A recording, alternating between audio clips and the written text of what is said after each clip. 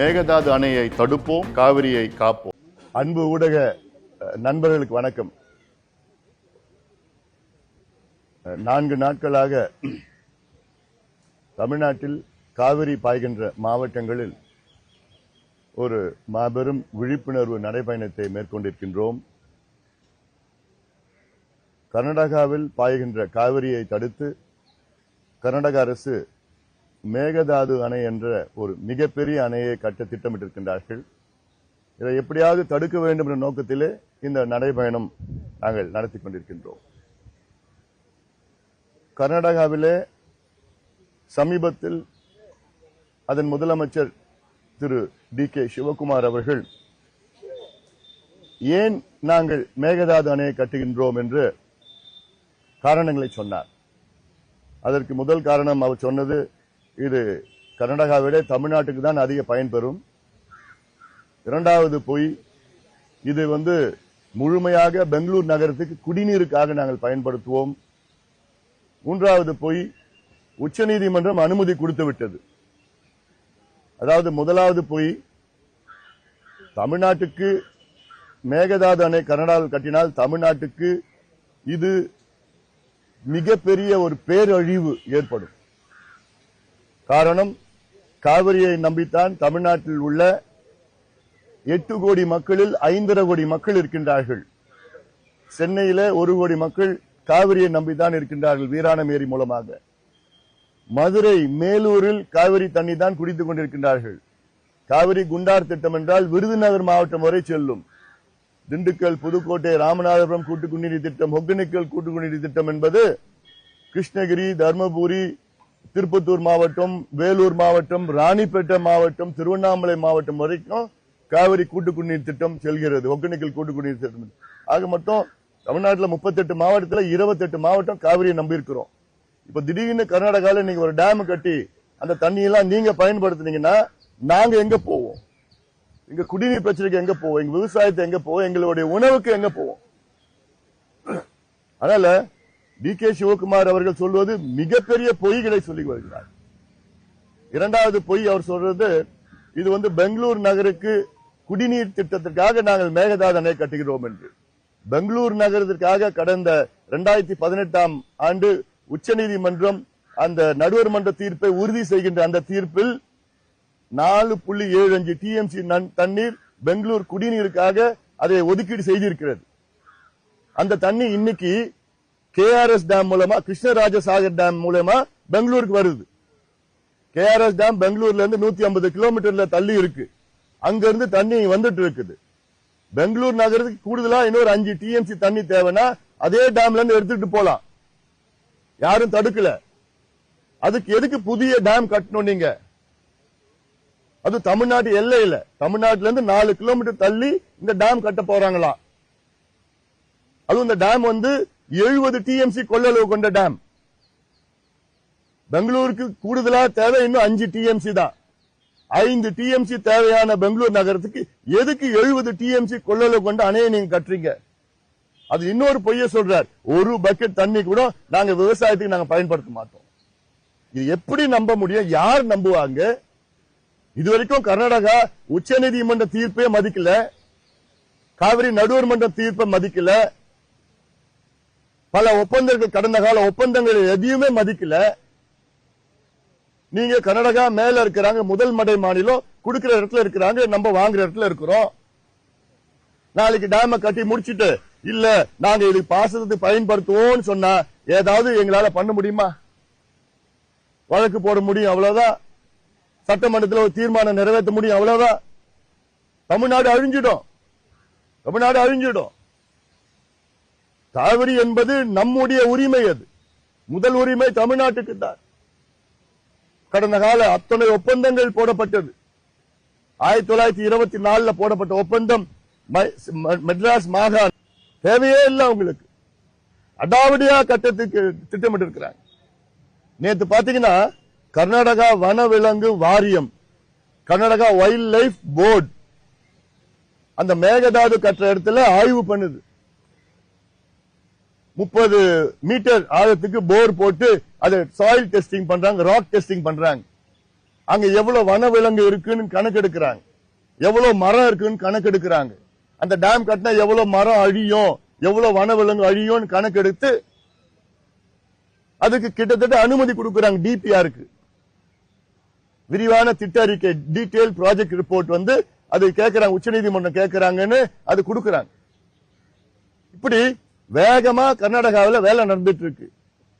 ஆனா தமிழ்நாட்டில் இந்த எம்எல்ஏ எப்படி பிடிக்கிறது, அந்த எம்எல்ஏ எப்படி இங்க வாங்கலாம், காசு எவ்வளவு கொடுக்கலாம், 30 கோடியா 50 கோடியா 100 கோடியா, எப்படி குதிரை பேரம், யானை பேரம், ஒட்டகம் பேரம் எது செய்யலாம். இதுலதான் நம்ம தமிழ்நாட்டில் இருக்கிற அரசியல் கட்சிகள் ஈடுபட்டு இருக்கிறாங்க. கர்நாடகா அவங்க வேகமா எல்லா கட்சியும் ஒன்னா சேர்ந்து இருக்கிறாங்க. அங்க காங்கிரஸ், பிஜேபி, ஜனதாதள், கம்யூனிஸ்ட் எல்லா கட்சியும் டி.கே. சிவகுமார் முதலமைச்சர் வீட்டுல சந்திக்கிறாங்க. அத்துணை தலைவர்களும் டெல்லியில போய் பிரதமரை சந்திக்கிறாங்க, நீர்வளத்துறை அமைச்சரை சந்திக்கிறாங்க. எல்லா வேலைகளும் அங்க வேகமா நடந்துட்டு இருக்கு. நம்ம இந்த வேலையில நம்ம ஈடுபட்டு இருக்கிறோம். அதனாலதான் இந்த நடைபயணம் தமிழ்நாட்டில் உள்ள இளைஞர்களே வாங்க, வெளியில வாங்க, சத்தம் போடுங்க, ரோடுக்கு வாங்க. உங்களுடைய எதிர்காலம், உங்க ஒவ்வொருடைய எதிர்காலம், உங்களுடைய எதிர்காலம் மட்டும் உங்க வாழ்க்கை பிரச்சனை. அங்க டேம் கட்டிட்ட பிறகு அழுது ஒன்னும் பிரயோஜனம் கிடையாது. அவங்க டேம் கட்ட ஆரம்பிச்சுட்டாங்களே ஒன்னு நிறுத்த முடியாது. அது கட்டுவதற்கு முன்பாக நம்ம தடுத்து நிறுத்தினாதான் நிறுத்த முடியும். அடிக்கல் நாட்டிட்டு கட்ட ஆரம்பிச்சாங்கன்னா முடிஞ்சு போச்சு, அவ்வளவுதான். 5.5 கோடி மக்களுடைய வாழ்வாதாரம் மட்டும் இல்ல, இது உணவு. காவிரி டெல்டா என்பதாவது கோதாவரி, கிருஷ்ணா ஆறுலாம் பாத்தீங்கன்னா காவிரியோட 10 மடங்கு தண்ணி போற அந்த ஆறுகள். ஆனா அந்த ஆறுகள்ல கூட நமக்கு இவ்வளவு நெல் விளையிறது கிடையாது.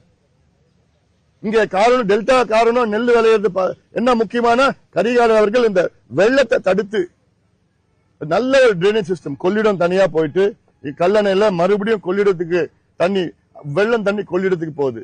இங்க 4 பிரியுது கல்லணையில. ஒன்று கொள்ளிடம், காவிரி ஆறு, வெண்ணாறு, புது ஆறு.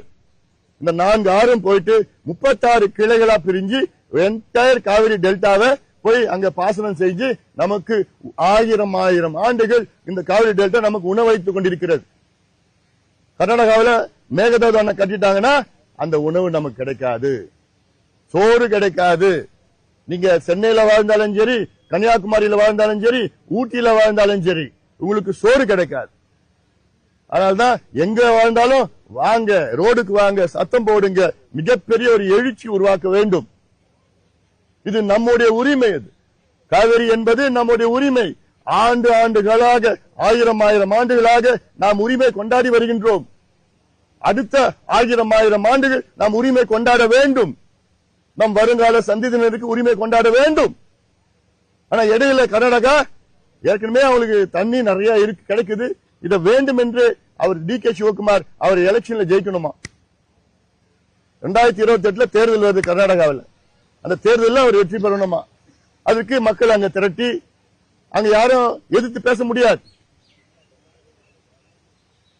அப்படி திரட்டி ஒரு கன்சால்டேஷன் வந்து மறுபடியும் ஒரு சிஎம் ஆகணும். at the cost of what? Tamil Nadu. At the cost of our food security. உணவு பாதுகாப்பு நமக்கு. இது எவ்வளவு பெரிய பிரச்சனை. இந்த நேரத்தில் அங்க போய் இந்த பேரம் அந்த பேரம் அசிங்கமா இருக்கு. இதுல கவனம் செலுத்துங்க. அரசும் சரி, மற்ற கட்சிகள் இதுல கவனம் செலுத்துங்க. நமக்கு பிரச்சனையே இது. எவ்வளவு பெரிய ஒரு மிகப்பெரிய ஒரு பிரச்சனை இது. ஒரு உதாரணம் சொல்றேன்.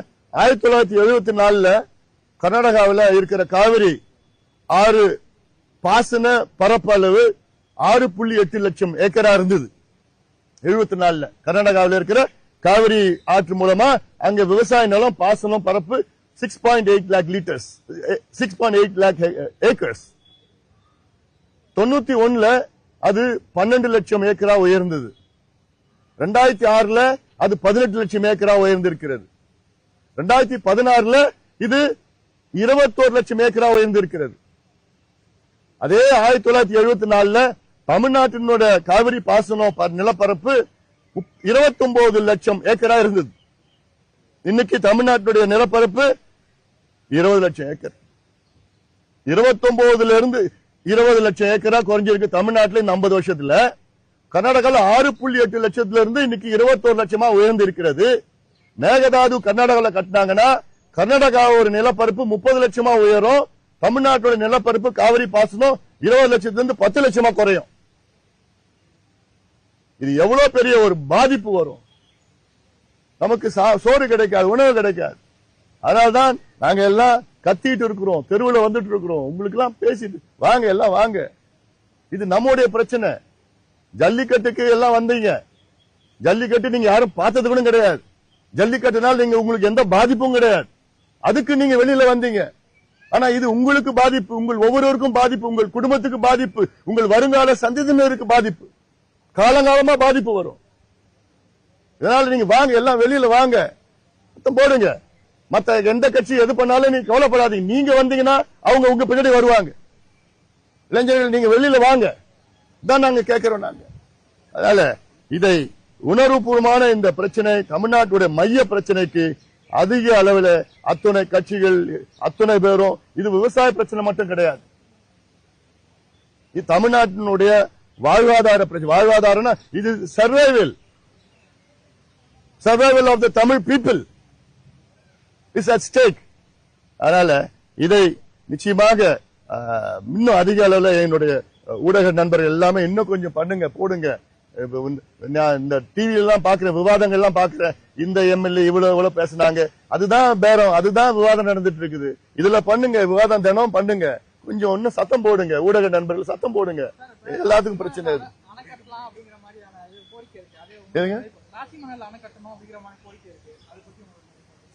ராசிமணல் நிறைய டெக்னிக்கல் இஷ்யூஸ் எல்லாம் இருக்கு.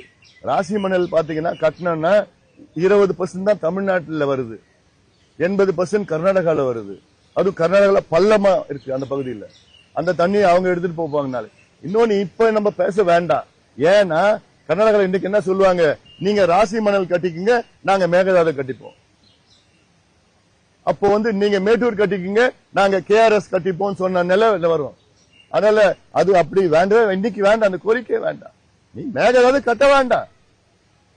சாதாரணமா காவிரி நடுவர் மன்றம் தீர்ப்பிலையும் 2018 உச்சநீதிமன்றம் தீர்ப்புலையும் தெளிவா இருக்கு. என்னன்னா முதல் மடை மாநிலம் கர்நாடகாவில் எந்த கட்டுமானங்களும் கடைமடை மாநிலம் தமிழ்நாடு, பாண்டிச்சேரி, கேரளா உடைய அனுமதி இல்லாம கட்டக்கூடாது. ஒரு செங்கல் கூட அங்க வைக்க முடியாது, தமிழ்நாட்டு அனுமதி இல்லாம வைக்க முடியாது. தீர்ப்பு இருக்குது, அக்ரிமெண்ட் இருக்குது, எல்லாமே இருக்கு. ஆனா அதை மீறி நாங்க வேணுமே கட்டுவோன்னு பிடிவாதமா இருக்கிறார். இந்தியாவுடைய இறையாண்மைக்கு எதிரான ஒரு செயல்.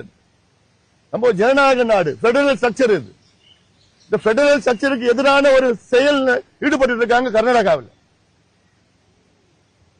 டெல்டா மாவட்ட விவசாயிகள் எல்லாருமே ஒருங்கிணைந்து தமிழக அரசு மற்ற வழக்கு தொடரலாம் அப்படின்னு அவங்க முடிவு பண்ணிருக்காங்க. நீங்க அதாவது பாட்டாளி மக்கள் சார்பில் வழக்கு நிச்சயமா நாங்க இதெல்லாம் நாங்க லீகலா நாங்க நிறைய பேசிட்டு இருக்கோம். ஏன்னா பல அமைப்புகள் வழக்கு தொடரணும், பல விதமான வழக்கு தொடரணும். இங்க டெல்டால பாதிப்பு, எங்களுக்கு குடிநீர் பிரச்சனை, எங்களுக்கு சுற்றுச்சூழல் அழியுது, ஈகாலஜி அழியுது, பயோடைவர்சிட்டி அழியுது, வைல்ட் லைஃப் அழியுது.